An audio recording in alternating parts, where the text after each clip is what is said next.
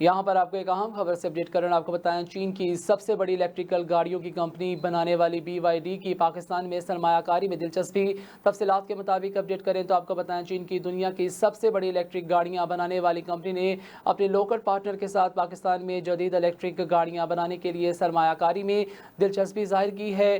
BYD کے مطابق 2023 میں دنیا کی سب سے زیادہ الیکٹریکل گاڑیاں بنائی گئیں، جس نے ٹیسلا کو بھی پیچھے چھوڑ دیا۔ یہ اقدام ایک ایسے وقت میں سامنے آیا ہے جب پاکستان اپنے کاربن فٹ پرنٹ کو کم کرنے اور صاف ستھری فضا کے لیے توانائی کے زیادہ تر مؤثر ذرائع نقل و حمل کو اپنانے کے لیے اقدامات کر رہا ہے۔ یہ اقدام گرین پروڈکٹس کو پاکستانی صارفین کے لیے مزید قابل رسائی بنانے کے لیے اور پاکستان کو آٹو انڈسٹری کو ترقی کی راہ پر گامزن کرے گا۔